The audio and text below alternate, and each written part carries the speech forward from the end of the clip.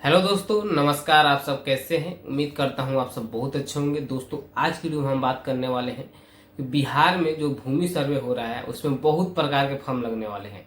तो दोस्तों, इसकी रिगार्डिंग जो भी जानकारी है कानूनगो सर के माध्यम से हम जानेंगे कौन कौन से फॉर्म लगेंगे और कौन सी परिस्थिति में आपको कौन सा फॉर्म जमा करना है और उसको कैसे फिल करना है, कैसे भरना है। इस सारी जानकारी कानूनगो सर के माध्यम से सुनेंगे और जो कानूनगो सर बताएंगे उसके माध्यम से मैं आपको बताऊंगा कि कौन कौन से फॉर्म कैसे फिल करना है। तो आप लोग वीडियो में लास्ट तक बने रहिएगा। अगर वीडियो को देख रहे हैं और अभी तक लाइक शेयर नहीं किए हैं तो दोस्तों वीडियो को लाइक शेयर कर लीजिएगा। अगर आप हमारे चैनल पर नए हैं तो ऐसे ही हर एक अपडेट के लिए हमारे चैनल को सब्सक्राइब कर लीजिएगा, साथ में बेल आइकन को भी दबा लीजिएगा ताकि आने वाली हर एक अपडेट की जानकारी आपको समय पर मिलती रहे। चलिए इस वीडियो में आगे बढ़ते हैं। पेज का फॉर्म है और उसमें दो तरह का फॉर्म रहता है। एक कहलाता है फॉर्म 2 जिसको हम लोग पद 2 बोलते हैं, फॉर्म 2 प्रपत्र 2 बोलते हैं, और एक है फॉर्म 3-1 जिसको प्रपत्र 3-1 बोलते हैं। ये दो तरह का फॉर्म आप लोगों को लेना है। उसमें प्रपत्र 2 फॉर्म जो है उसमें सबसे पहला कॉलम ऊपर में आप लोग देखिएगा कि सबसे पहला कॉलम जो होता है उसमें लिखा होगा राजस्व ग्राम का नाम। ये देख लिए, ये फॉर्म है जो फॉर्म 2 कहलाता है। इस तरह का फॉर्म आप लोगों को मिलेगा, ये फॉर्म 2 कहलाता है। इसमें सबसे ऊपर में नाम लिखा रहता है राजस्व ग्राम का नाम। राजस्व ग्राम का मतलब कि जिस राजस्व ग्राम में, जिस गांव में आपकी जमीन है उस गांव का नाम लिखना है। जैसे आपका भौर एक राजस्व ग्राम है तो भौर राजस्व ग्राम अगर है तो यहाँ पे आपको भौर लिखना है। वाजिदपुर गुरहल अगर राजस्व ग्राम है तो वाजिदपुर गुरहल लिखना है। इसी तरह जो भी आपका राजस्व ग्राम है वो राजस्व ग्राम का नाम यहाँ पे लिखाएगा पहला कॉलम में। ऊपर में देख लीजिए, यहाँ पे राजस्व ग्राम का नाम लिखना है। उसके बाद है थाना नंबर। हर एक राजस्व ग्राम का एक थाना नंबर होता है जो आप लोगों को पता ही होगा, और अगर पता नहीं है तो हमसे संपर्क कर लीजिएगा, हम बता देंगे। उस राजस्व ग्राम का थाना नंबर लिखना है। तीसरा ऑप्शन है हल्का नंबर। हल्का नंबर आप लोगों को छोड़ देना है, ये पहले यूज होता था जब जमाबंदी वगैरह में इसका इस्तेमाल होता था। इस बार हल्का नंबर का कोई मतलब नहीं है तो ये आप लोग छोड़ दीजिएगा। चौथा कॉलम है पुलिस थाना। आपका थाना कहाँ है, जो पुलिस थाना होता है वो थाना कहाँ है, वो बोखरा है आप लोगों का, बोखरा लिख दीजिएगा। अंचल बोखरा है तो वहाँ पे भी बोखरा लिख दीजिएगा, और जिला आपका सीतामढ़ी है तो वहाँ पे सीतामढ़ी लिख दीजिएगा। उसके नीचे कॉलम बना हुआ है, टोटल 11 कॉलम है, और उस कॉलम में पहला कॉलम जो है वो है रैयत का नाम, सह हिस्सेदार का नाम एवं पिता का नाम। रैयत बोलते हैं हम उस आदमी को जो किसान उस जमीन को जोत रहा हो। जो जमीन को जोतता है उस आदमी को हम लोग सर्वे के लैंग्वेज में रैयत बोलते हैं। तो रैयत का नाम का मतलब ये हुआ कि जो वर्तमान में, जो हाल में उस जमीन को जोत रहा है, आबाद कर रहा है, उस आदमी का नाम वहां पे लिखाएगा। इसमें 2 केस बनता है। पहला ये केस कि किसी एक आदमी की वो जमीन होगी, किसी एक आदमी की जमीन होगी तो वहां पे एक आदमी का नाम लिखाएगा। लेकिन अगर वही जमीन खतियानी जमीन है आप लोगों की, या आपके पूर्वजों के नाम पे जमीन है और उसका अभी तक बंटवारा नहीं किया गया है, तो सारे भाई के द्वारा मिलके उसको जोतकोड़ किया जा रहा है, तो जितने भाई के द्वारा जोतकोड़ किया जाएगा वो सारे भाई का नाम यहाँ पे दर्ज होगा। अगर एक आदमी जोत रहा है तो एक आदमी का नाम, और अगर 2-4 भाई मिलके उसको जोतकोड़ रहे हैं तो 2-4 भाई सबका नाम दर्ज होगा, और उसके नीचे आपके पिताजी का नाम दर्ज होगा। पहला कॉलम ये है कि रैयत का नाम, सह हिस्सेदार का नाम और उनके पिता का नाम। तो एक आदमी अगर उसको जोत आबाद कर रहा है तो एक आदमी का नाम लिखिए। अगर अलग से हिस्सेदारी आपको मिली हुई है तो एक आदमी का नाम लिखिए। और अगर 4 भाई, 3 भाई, 5 भाई जो भी हैं वो सारे मिलके उसको जोत आबाद कर रहे हैं तो सारे भाइयों का नाम वहां पे दर्ज होगा, और सबसे नीचे आपके पिताजी का नाम दर्ज होगा। दूसरा कॉलम जो है वो है अस्थाई पता। अस्थाई पता का मतलब होता है कि जहां आप घर बनाकर रह रहे हो, जहां पे आप हमेशा के लिए रहते हो। ऐसा भी केस बनता है कि आपकी जमीन हो सकता है 2 से 3 गांव में हो, एक गांव में भी है, दूसरे गांव में भी है, तीसरे गांव में भी है, लेकिन आपका जो अस्थाई पता होगा, जो घर होगा, वो हमेशा एक जगह पर होगा। तो अस्थाई पता आप सेम लिखिएगा, लेकिन अगर आपकी जमीन 2 गांव में है तो आपको इस तरह का 2 फॉर्म भरना पड़ेगा। हर गांव के लिए अलग अलग फॉर्म आता है, ठीक है। जैसे वाजिदपुर गुरहल है तो गुरहल के लिए अलग फॉर्म भरिएगा, भौर है तो भौर के लिए अलग फॉर्म भरिएगा। तीसरा कॉलम है खाता नंबर। खाता नंबर, हर एक जमीन का एक खाता नंबर होता है जो आपके पेपर पे लिखा रहेगा, वहां से देख के यहाँ पे खाता नंबर लिखिएगा। चौथा कॉलम है खेसरा नंबर। खेसरा नंबर का मतलब खेत का नंबर, ये भी आपके पेपर पे दिया हुआ रहेगा और उसको भी देख के आप लोग यहाँ पे दर्ज कर सकते हैं। 5वां कॉलम है रकबा। रकबा आपको एकड़ और डिसमिल में डालना है। रकबा का मतलब होता है एरिया, कितना जमीन है आपके पास कुल, वो चीज यहाँ पे लिखना है। बहुत सारे लोग के पेपर पे कट्ठा में जमीन लिखा होगा, ठीक है, या फिर आप लोग जो आपसी बोलचाल में इस्तेमाल करते हैं वो कट्ठा में लिखते हैं, तो वो कट्ठा आप लोगों को नहीं इस्तेमाल करना है। तो कट्ठा में आप लोगों को इस्तेमाल नहीं करना है, इसमें नहीं लिखना है। इसमें जो भी लिखिएगा आप लोग वो डिसमिल में लिखिएगा, ठीक है।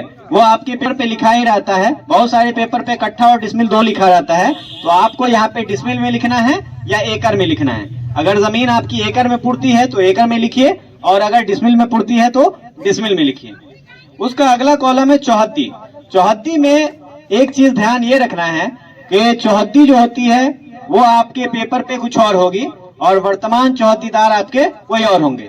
जैसे आप आज से 10 साल पहले केवाला लेते हैं और 10 साल पहले वाले केवाला पे जो चौहद्दीदार का नाम है वो चौहद्दीदार हो सकता है वर्तमान में बदल गया होगा। जो आपके बगल में जिनकी जमीन थी वो भी उस जमीन को खरीद बिक्री कर लिए किसी और के हाथ, तो वो चौहद्दीदार आपके बदल गए होंगे। तो जो पेपर पे चौहद्दीदार हैं उनके नाम से उनका नाम यहाँ पे दर्ज नहीं होगा, बल्कि आपके जो वर्तमान चौहद्दीदार हैं, अभी आप अपने खेत पे चले जाइए और खेत के चारों तरफ देख लीजिए, उत्तर पूरब दक्षिण और पश्चिम, ये चारों तरफ आप देख लीजिए कि किसकी जमीन है। तो जो वर्तमान में उसको जोत आबाद कर रहा है, जिसके दखल कब्जे में वो वर्तमान में है, उस आदमी का नाम, उस किसान का नाम यहाँ पे चौहद्दी में दर्ज करना है। वर्तमान स्थिति के हिसाब से चौहद्दी यहाँ पे दर्ज होगी। 7वां कॉलम है किस्म जमीन। किस्म जमीन का मतलब हो गया कि जमीन का उपयोग किस तरह किया जा रहा है। जिस तरह से भी आप जमीन का उपयोग कर रहे हैं वो किस्म जमीन हो जाएगी। जैसे अगर किसी जमीन पे घर बना के रह रहे हैं तो वो घरारी की जमीन कहलाती है। तो अगर घर वाली जमीन है तो किस्म जमीन में घरारी लिखाएगा। खेती करते हैं किसी जमीन में, कोई फसल उपजाते हैं, तो वो कृषि वाली जमीन कहलाती है, जिसको कृषित बोलते हैं। तो अगर किसी जमीन पे आप लोग खेती कर रहे हैं तो वहां पे लिख दीजिए कृषित जमीन, ठीक है। वैसे ही बहुत सारे लोग होंगे जो अपनी जमीन में तालाब वगैरह खुदवाए होंगे मछली पालन करने के लिए, ठीक है। तो अगर पोखर वगैरह बनाए हुए, तालाब बनाए हुए हैं, तो वहां पे तालाब या पोखर लिख दीजिए। बहुत सारे लोग होंगे जो अपनी जमीन पे आम बागान, लीची का बागान, इस तरह का गाछी वगैरह लगाए होंगे, ठीक है।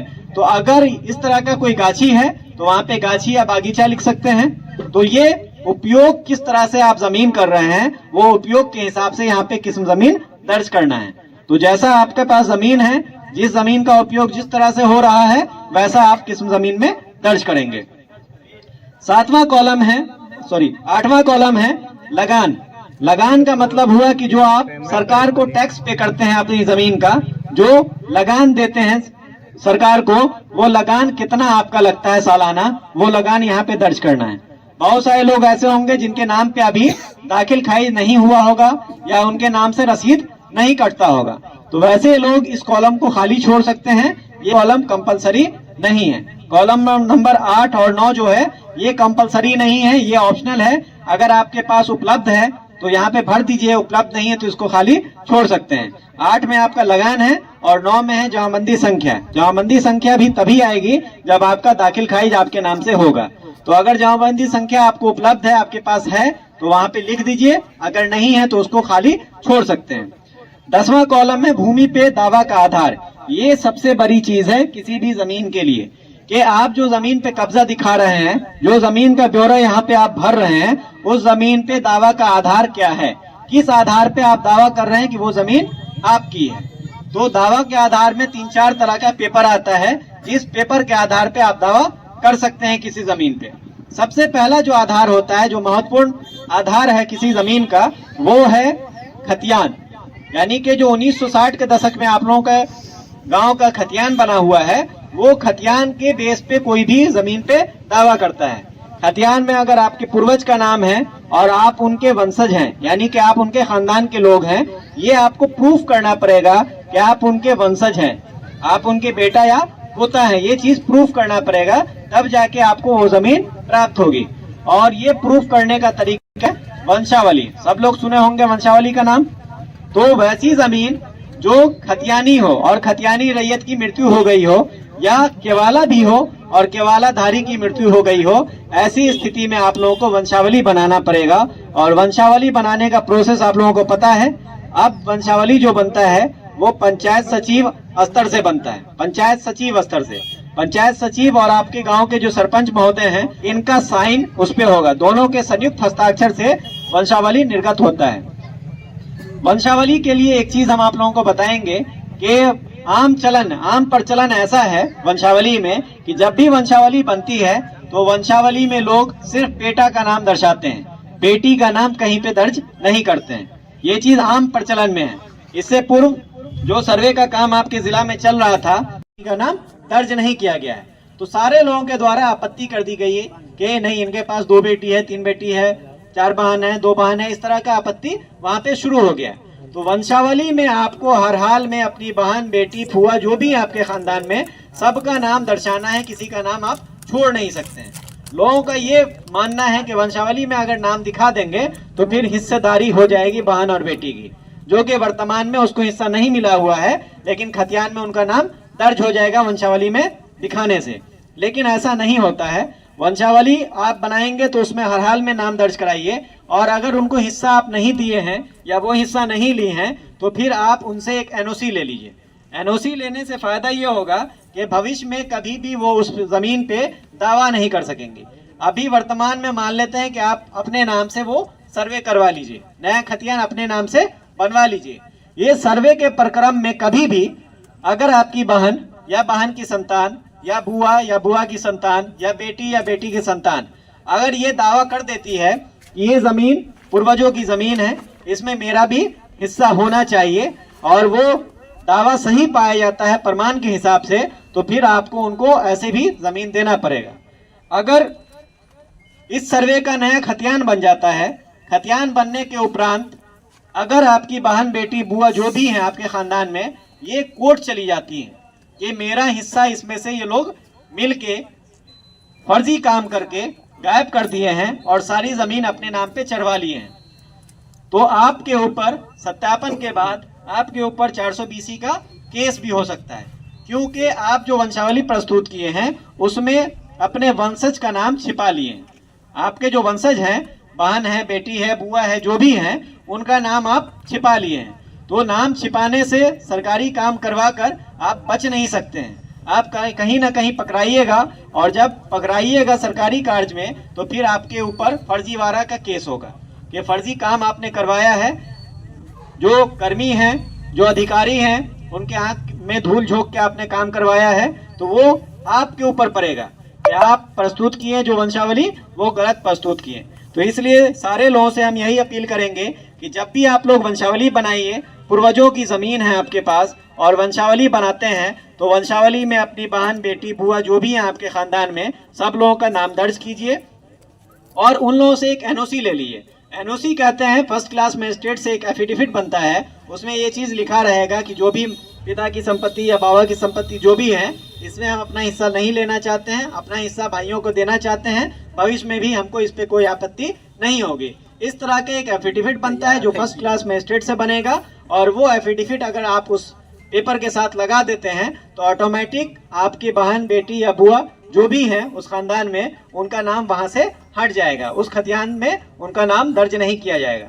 तो आप लोग वंशावली में नाम दर्शाइए, और वंशावली में नाम दर्शाने के उपरांत अगर उनको हिस्सा नहीं मिला है या नहीं ली है तो उनसे एक एनओसी बनवा लीजिए जाकर, और एनओसी यहाँ पर सर्वे ऑफिस में जमा कर दीजिएगा। उस एनओसी के आधार पर आपकी बहन, बेटी या बुआ जो भी हैं उनका नाम वहाँ से खतियान से हट जाएगा। वो सिर्फ आप लोगों के नाम पर, जो भाई लोग हैं या जो भतीजे लोग हैं, इन लोगों के नाम पर दर्ज हो जाएगा।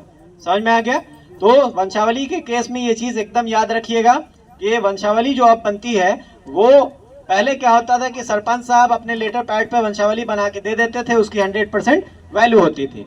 आम प्रचलन यही था कि गांव के जो सरपंच साहब होते थे वो वंशावली बनाते थे, लेकिन सरकार के द्वारा ये देखा गया कि बंटवारा का जो मामला आता है, केस हो, मुकदमा हो या पंचायत स्तर पे जो पंचायती होती है कचहरी में, तो इसमें जो भी बंटवारा का मामला आ रहा है, इसमें इस तरह का मामला ज़्यादा आने लगा कि वंशावली से आप किसी न किसी का नाम गायब कर दियो।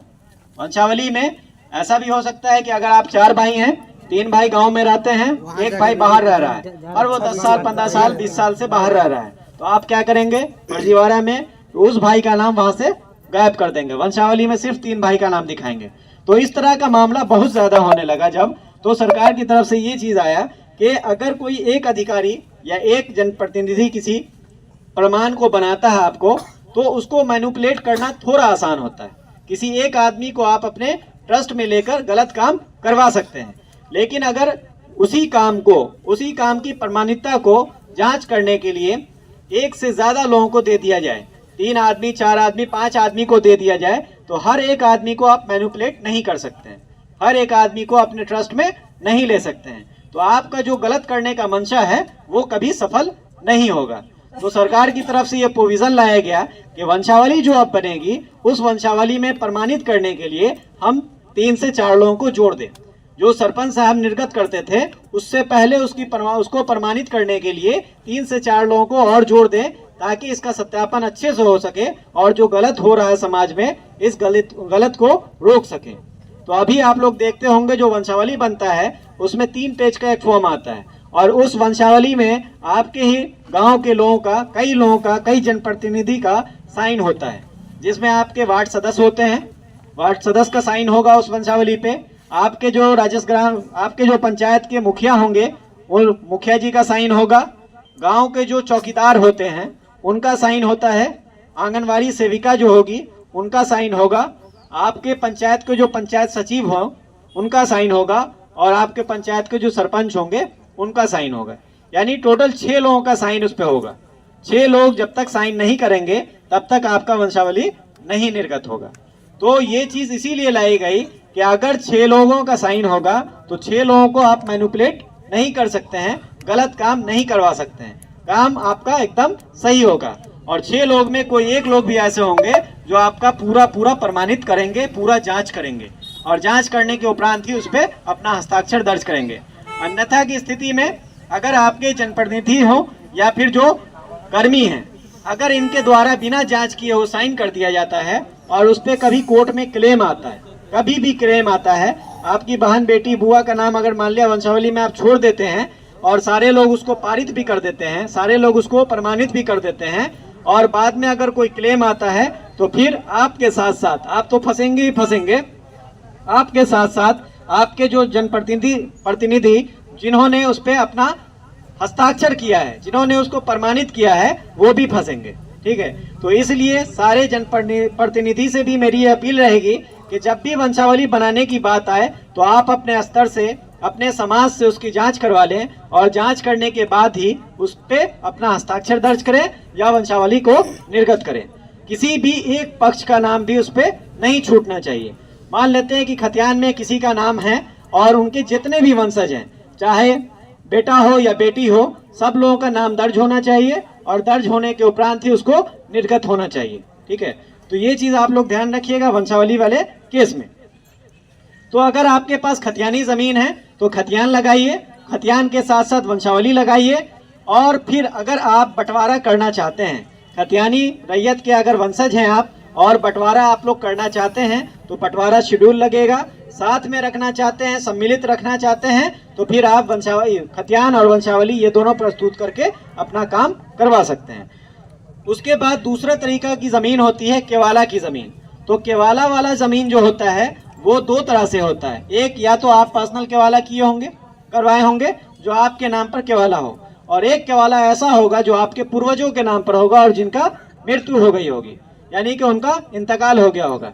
तो अगर वैसा केवाला जिसमें केवालाधारी की मृत्यु हो गई हो और वर्तमान में उसके वंशज उसका जोत आबाद कर रहे हो, तो वैसी स्थिति में आपको केवाला का फोटोकॉपी और अपना वंशावली का फोटोकॉपी, वंशावली वहां पर जिस केवालाधारी के नाम पर जमीन है वहां से शुरू होगा, और खतियानी रैयत के लिए, खतियानी केस के लिए, खतियानी जमीन के लिए खतियान में जिनका नाम है वहां से वंशावली शुरू करना है। मान लिया आपके बाबा का नाम खतियान में है तो बाबा का नाम दर्ज होगा सबसे ऊपर, उसके नीचे आपके जो पिता होंगे और चचा होंगे उनका नाम दर्ज होगा, और अगर पिता और चचा की भी मृत्यु हो गई होगी तो फिर आप लोग सारे भाइयों का नाम वहां पे दर्ज होगा। वंशावली में जहाँ पे जीवित रैयत आ जाते हैं वहाँ पे वो क्लोज हो जाता है, उसके नीचे नाम लिखने की जरूरत नहीं है। तो वंशावली पे ये चीज ध्यान रखिएगा आप लोग। केवाला अगर आपके नाम से है तो सिर्फ उसमें आप अपना केवाला दीजिएगा और आधार कार्ड दीजिएगा, उसी के अनुसार आपका काम होगा। बहुत सारे लोगों को जो गांव में भूमिहीन किसान होते हैं, गांव में बहुत सारे लोग ऐसे होंगे जिनके पास रहने के लिए जमीन नहीं होती है, तो सरकारी जमीन उनको दी जाती है बसने के लिए। जो गैर मंजूरा खास की जमीन होती है वो जमीन दी जाती है बसने के लिए, और वो जमीन देने के लिए एक पर्चा का इस्तेमाल होता है जिसको हम लोग बंदोबस्ती पर्चा बोलते हैं। तो बंदोबस्ती पर्चा से अगर आपको कोई जमीन प्राप्त है तो बंदोबस्ती पर्चा आपके पास होगा, वो बंदोबस्ती पर्चा का फोटोकॉपी लगाइएगा और अपना आधार कार्ड लगाइएगा। बंदोबस्ती पर्चा में भी सेम केस है कि अगर आपके नाम से निर्गत है बंदोबस्ती पर्चा तब तो आपको सिर्फ बंदोबस्ती पर्चा देना है, और अगर आपके पूर्वज के नाम से निर्गत है, जो आपके पूर्व पिताजी होंगे या बाबा जी होंगे, इन लोगों के नाम से निर्गत है, तो उसमें फिर आपको वंशावली लगाने की जरूरत पड़ेगी। उसके बाद बहुत सारे लोग ऐसे होते थे पहले जमींदार, जिनके बहुत सारे जॉन मजदूर होते थे, जमींदार टाइप के आदमी हैं, तो वो क्या करते थे, अपने जमीन की देखभाल करने के लिए कई लोगों को रखते थे। तो वैसे लोग उन लोगों को बसने के लिए कुछ जमीन दे दिया करते थे कि इतनी जमीन ये तुम रख लो, इस पे अपना घर बनाकर रहना और मेरा जमीन का देख रेख करना है। तो अगर वैसे जमींदार यानी वैसे रैयत किसी दूसरे रैयत को अपनी जमीन में बसने के लिए दे दिए हो तो उसके लिए एक पर्चा निर्गत होता है जिसको वास्कित पर्चा बोलते हैं, और ये वास्कित पर्चा भी अंचलाधिकारी के द्वारा निर्गत किया जाता है। तो अगर आपके नाम से वास्कित पर्चा निर्गत है तो आप वास्कित पर्चा का फोटोकॉपी वहां पर दर्ज कीजिएगा। सीलिंग का नाम सुने होंगे आप लोग। सीलिंग एक्ट आया था 1972 में बिहार सरकार की तरफ से, कि एक लिमिट सेट किया गया था जमीन का, कि जमीन कोई भी जमींदार, एक लिमिट सेट कर दिया गया कि एक इतने किस्म की जमीन आप इतने लिमिट में ही रख सकते हैं, उससे ज्यादा नहीं रख सकते हैं। जैसे घराड़ी की जमीन है तो घराड़ी की जमीन का एक लिमिट सेट कर दिया गया कि इतनी जमीन से ज्यादा अगर आपके पास रहेगी तो सरकार इसको आपसे ले लेगी।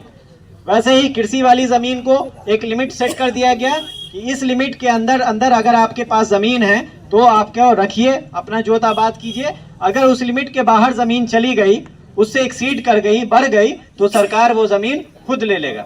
वैसे ही हर तरह की जमीन को अलग अलग किस्म से 4 कैटेगरी में बांटा गया और सबका लिमिट सेट कर दिया गया कि इस लिमिट के अंदर अगर आपके पास जमीन है तब तो ठीक है, अगर उससे ज्यादा जमीन है तो वो सरकार ले लेगी। तो सरकार वो जमीन लेकर जमींदार से आप ही के गांव के भूमिहीन किसानों के बीच में उसका वितरण किया था, जिसका पर्चा निर्गत हुआ, और उस पर्चा को हम लोग बोलते हैं परवाना का पर्चा। तो अगर सीलिंग एक्ट के द्वारा आपको परवाना का पर्चा प्राप्त है तो फिर वहां पर आप लिखिएगा परवाना के पर्चा से प्राप्त भूमि, और उसका फोटोकॉपी आपको लगाना पड़ेगा। बहुत सारे लोग ऐसे होंगे जिनको भूदान में जमीन मिली होगी, यानी कि दान वाली जमीन आपको उसका पर्चा मिला होगा। तो अगर भूदान का पर्चा आपके पास है तो भूदान का पर्चा आप इसमें लगाइएगा, अपना आधार कार्ड लगाइएगा और फिर कार्यालय में जमा कर दिएगा। लास्ट कॉलम है अभियुक्ति कॉलम, जिसको रिमार्क्स का कॉलम बोलते हैं। अभियुक्ति कॉलम का मतलब ये होता है कि वैसी सारी जानकारी जो इस फॉर्म में पूछी नहीं गई है लेकिन देना आपको जरूरी है, वैसी जानकारी जो फॉर्म में पूछी नहीं गई है लेकिन आपको देना जरूरी है। वैसा केस तब बनता है जैसे किसी जमीन पर भूमि विवाद है, किसी जमीन पर भूमि विवाद चल रहा है, कोई कोर्ट केस चल रहा है। तो अगर कोर्ट केस चल रहा है तो आप अभियुक्ति कॉलम में उस केस का नंबर और उसका साल दर्ज कीजिएगा और वर्तमान स्थिति क्या है वो दर्ज कीजिएगा अभियुक्ति कॉलम में।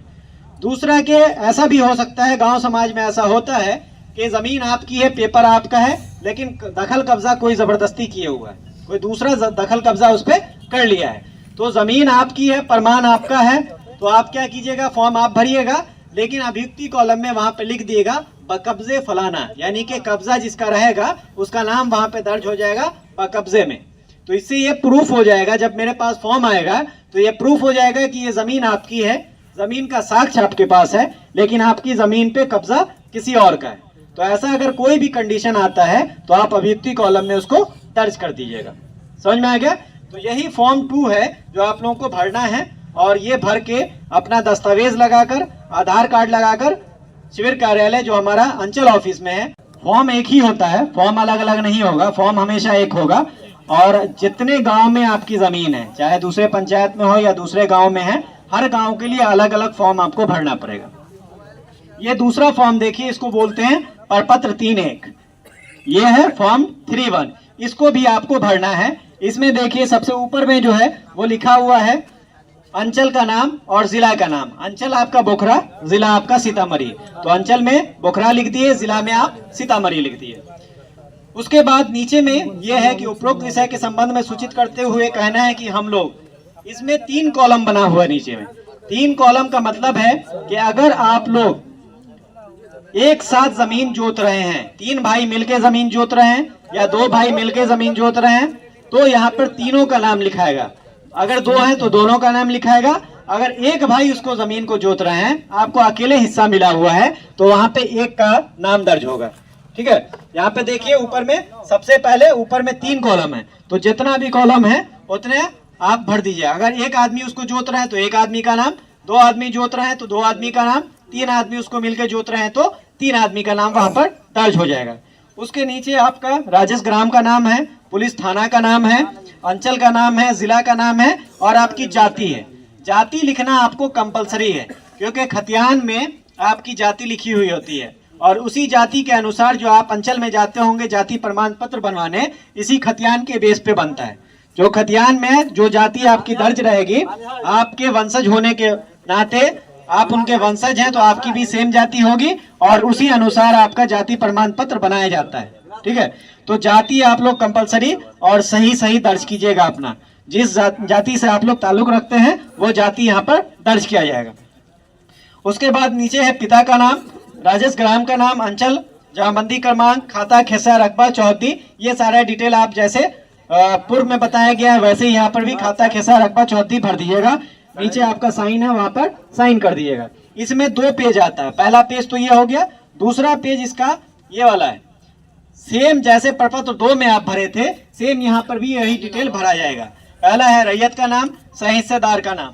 अगर रैयत का मतलब हो गया कि अगर एक आदमी उसको जोत रहे हो, आप लोग बंटवारा करके एक आदमी को मिला हुआ हिस्सा, तो वहां पर उस आदमी का नाम लिखाएगा।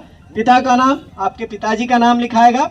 स्थल का नाम, जो अस्थाई पता आपका है वो आपका स्थल का नाम हो जाएगा। अस्थाई पता जिस गांव में आपका घर होगा वो लिखिएगा।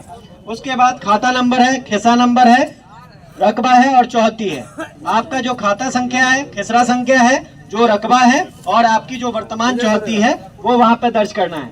उसके बाद जमाबंदी संख्या, जो जमाबंदी संख्या आपको प्राप्त है, जिसके अनुसार आप रसीद कटवा रहे हैं, वो जमाबंदी संख्या यहाँ पर दर्ज होगा। उसके नीचे साइन है, साइन कर दीजिएगा। ये 2 तरह का फॉर्म है। ये दोनों फॉर्म आप भर के सिविल कार्यालय में जमा कीजिएगा। अब आप लोग एक बात सुन लीजिए कि इसके साथ साथ कौन सा दस्तावेज लगाना है, कौन कौन सा पेपर लगाना है जो आपको इसके साथ अटैच करना है। सबसे पहला होता है खतियान। सबसे पहला जो प्रूफ होता है वो खतियान होता है। तो खतियानी जमीन आपके पास है, अगर खतियानी जमीन आपके पास है और आप उसको जोत आबाद कर रहे हैं, तो खतियानी रैयत अगर आपके पूर्वज थे तो आप उसमें खतियान का फोटोकॉपी और उसके साथ वंशावली का फोटोकॉपी लगाइएगा। अगर आपका बंटवारा हो गया है तो बंटवारा नामा लगाइएगा और अगर बंटवारा नहीं हुआ है तो फिर वो यथावत आपके नाम से, जो आपके पटीदार लोग होंगे, सबके नाम से सम्मिलित खतियान बन जाएगा। इस सर्वे में आप लोगों के पास ऑप्शन है कि अभी आप लोग बंटवारा करवा सकते हैं। जो काम आप लोग अंचल में दौड़ भाग करके करवाते थे, जमाबंदी अलग करवाते थे और अलग अलग अपना जोत आबाद करते थे, वही काम और उससे बड़ा काम अंचल में जो होता है, जमाबंदी जो कायम होती है, वहां पे सिर्फ रकबा का बंटवारा होता है। आप लोग देखते होंगे कि अगर किसी के पास 10 डिसमिल जमीन है और उसका 4 औलाद है, तो चारों औलाद के नाम से 2.5 डिसमिल का जमाबंदी कायम होता है, लेकिन नक्शा नहीं बनता है। सिर्फ आपका रकबा बंटवारा हो जाएगा लेकिन नक्शा नहीं कटेगा, और नक्शा जब तक नहीं कटेगा तब तक झगड़े का वो घर रहेगा। तो इसीलिए सर्वे में आप लोगों के पास ऑप्शन है कि आप लोग बंटवारा करवा सकते हैं और बंटवारा के अनुसार जो शेड्यूल आप हमको दीजिएगा उसके अनुसार हम आपका नक्शा भी काट देंगे, नक्शा भी अलग अलग बना देंगे और आपका हिस्सेदारी जो आपका रकबा है वो भी अलग अलग आपके नाम पे दर्ज कर दिया जाएगा। इस सर्वे में ये प्रावधान आप लोगों को दिया गया है। उसके लिए आप लोगों को एक शेड्यूल बनाना पड़ेगा जिसपे सभी पक्ष की सहमति होनी चाहिए। अगर 4 भाई हैं तो चारों भाई सहमत होने चाहिए और चारों भाई का उस पे साइन होना चाहिए। सहमति का मतलब साइन होना चाहिए। अगर साइन किया हुआ है, सहमति दिया हुआ है, तो फिर हम आप लोगों का अलग अलग खतियान भी बना देंगे और अलग अलग नक्शा भी आपका दर्ज कर देंगे। ठीक है, तो आप लोगों को बताया गया कि अगर बंटवारा आप लोगों को करना है वर्तमान में, तो जो बंटवारा आप लोग मौखिक आधार पे किए होंगे, जो बंटवारा ऐसे ही समाज में बैठ के कर लिए होंगे कि फलाना कोला पे आप जोत लीजिए, फलाना कोला हमको दे दी, इस तरह का मौखिक बंटवारा होता है गांव में। तो अगर मौखिक बंटवारा कोई भी है आपका, तो उस मौखिक बंटवारा को पेपर पे उतार लीजिए। एक पेपर लीजिए, पेपर पे उस बंटवारा का शेड्यूल बनाइए, सभी पक्ष का साइन लीजिए उस पे। आपके गांव के जो जनप्रतिनिधि होते हैं जिनकी उपस्थिति में बंटवारा किया जाएगा, उस जनप्रतिनिधि का साइन ले लीजिए, जिसमें आपके सरपंच होंगे, मुखिया होंगे, पंच होंगे, या फिर आपके जो समाज के प्रशिक्षित लोग होते हैं उनका नाम या उनकी गवाही वहां पर दर्ज होगी, उनका साइन वहां पर दर्ज रहेगा। तो इन लोगों के साइन के बाद अगर सभी पक्ष सहमत हैं तो उसके आधार पर हम आपका नया अलग अलग खतियान भी बना देंगे और अलग अलग नक्शा भी बना देंगे। ठीक है, दूसरा केस आता है कि आपके पास केवाला की जमीन है, केवाला वाली जमीन है। तो अगर केवाला वाली जमीन आपके पास है और केवाला आपके नाम से है, तो आपको केवाला का जिरोक्स लगाना पड़ेगा और अपना आधार कार्ड लगाना पड़ेगा। लेकिन वही केवाला अगर आपके पूर्वजों के नाम पर है जिनकी मृत्यु हो गई हो, जैसे आपके पिताजी के नाम पे केवाला है और पिताजी की मृत्यु हो गई है, तो वैसी स्थिति में आपको केवाला का फोटोकॉपी लगाना पड़ेगा, आपको अपना वंशावली का फोटोकॉपी लगाना पड़ेगा और आधार कार्ड का फोटोकॉपी लगाना पड़ेगा। सेम स्थिति बनती है कि अगर आपके पूर्वज के नाम पे केवाला था, तो आपके भाइयों और बहनों के बीच में अगर उसका बंटवारा हो गया है, तो बंटवारा के अनुसार अलग अलग हिस्सा बन जाएगा, अलग अलग नक्शा बन जाएगा। और अगर बंटवारा नहीं हुआ है तो सभी के नाम से सम्मिलित अकाउंट बन जाएगा, सम्मिलित खतियान बन जाएगा। एक ही खतियान चारों भाई, पांचों भाई, जितने भी भाई होंगे सबके नाम से बन जाएगा। तीसरा केस आता है कि आपके पास कोई पर्चा की जमीन है। जैसे पर्चा में आपको बताया गया कि सरकारी जमीन रहेगी तो बंदोबस्ती पर्चा निर्गत होता है, रैयती जमीन रहती है तो वास्कित पर्चा निर्गत होता है, सीलिंग वाली जमीन है तो परवाना निर्गत होता है, और अगर भूदान की जमीन है तो भूदान वाला पर्चा निर्गत होता है। तो ऐसी अगर कोई भी पर्चा है आपके पास, ऐसा कोई भी पर्चा है जिसके आधार पे आप जमीन का दावा कर रहे हैं, तो उस पर्चा का फोटोकॉपी लगाइएगा, आपका रसीद कटता होगा। पर्चा वाली जमीन के लिए कंपलसरी ये चीज है कि आपके नाम पर उसकी जमाबंदी कायम होनी चाहिए। ये चीज याद रख लीजिए, केवाला वाली जमीन और खतियान वाली जमीन का अगर आप रसीद नहीं कटाते हैं तब भी इस सर्वे में उसका खतियान बन जाएगा। लेकिन आपका जो पर्चा वाली जमीन है, जो सरकारी जमीन आपको दी गई है, या जो वास्कित पर्चा वाली जमीन है, जो रैयती जमीन आपको दी गई है, इसका आपके नाम पर दाखिल खारिज होना अनिवार्य है। अगर इसका सत्यापन हमारे अंचल कार्यालय से नहीं हो पाता है तो फिर आपके नाम से नया खतियान नहीं बनेगा। अंचल से हम लोग उसका सत्यापन करवाएंगे और सत्यापन करवाने के उपरांत ही आपके नाम पे खतियान बनाने का काम करेंगे। लेकिन केवाला वाले केस में और खतियानी जमीन के केस में अगर आपके नाम से वंशावली आपके नाम से दाखिल खारिज नहीं है, लेकिन वंशावली से ये प्रूफ है कि आप उनके वंशज हैं, तो आपके नाम से खतियान बनाने का कार्य किया जाएगा। तो ये सारा डॉक्यूमेंट है जो आपको इस फॉर्म के साथ लगाना है, और फॉर्म के साथ लगाने के साथ साथ आपको एक फाइल में, ऐसा प्लास्टिक का फाइल आता है, इस प्लास्टिक के फाइल में आप लोग 5 या 10 रुपए में देगा, आप लोग ये फॉर्म और जो भी आपका पेपर है, आपका आधार कार्ड है, आधार कार्ड के जेरोक्स पे अपना मोबाइल नंबर दर्ज कर दिएगा, ताकि अगर कभी कोई कमी बेसी रह गई तो आपको एक बार सूचित किया जा सके कि आपके पेपर में ये कमी है, आप इसको लाके पूर्ण रूप से जमा कर दीजिए। तो मोबाइल नंबर सब लोग दीजिएगा, और मोबाइल नंबर ऐसा दीजिएगा जिससे संपर्क हो सके। बहुत सारे लोग मोबाइल नंबर तो लिख देते हैं लेकिन उस पर रिचार्ज नहीं रहता है, या किसी दूसरे का अगल बगल वाले का नंबर लिख दिया और वो आपको सूचना नहीं दे पाए। तो ऐसे लोगों का मोबाइल नंबर वहां पे दर्ज कीजिए जिनसे आपको सूचना पहुंच जाए। जब हम आपको सूचना देने की कोशिश करें तो आपको सूचना मिल जाए।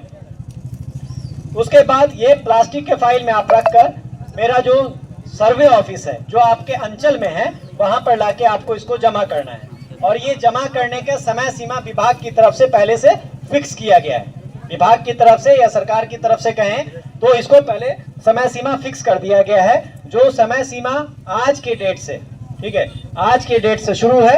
आज 20 अगस्त है, 20 अगस्त से लेकर 30 सितंबर तक, 20 अगस्त से लेकर 30 सितंबर तक ये फॉर्म जमा होगा आपका हमारे सर्वे ऑफिस में। ठीक है, तो ये डेट एकदम आप लोग याद रखिए कि 20 अगस्त से लेकर 30 सितंबर तक हर हाल में हर एक रैयत को आपको अपना अपना फॉर्म और फॉर्म के साथ जो भी दस्तावेज है वो जमा कर। हमने देखा कि जो भी जानकारी है कानूनगो सर के माध्यम से सारी बातें बताई गई कि कौन कौन से फॉर्म लगेंगे और कैसे कैसे इसको फिल करना है। तो दोस्तों उम्मीद करता हूँ आपको ये वीडियो बहुत ही अच्छी लगी होगी। अगर हमें वीडियो अच्छी लगी है तो आप लोग वीडियो को लाइक कीजिएगा, शेयर कीजिएगा। अगर आप हमारे चैनल पर नए हैं तो ऐसे ही हर एक अपडेट के लिए हमारे चैनल को सब्सक्राइब कर लीजिएगा। साथ में बेल आइकन को भी दबा लीजिएगा ताकि आने वाली हर एक अपडेट की जानकारी आपको समय पर मिलती रहे। चलिए दोस्तों वीडियो को समाप्त करते हैं, मिलते हैं किसी एक और नए वीडियो में। तब तक के लिए जय हिंद, जय भारत।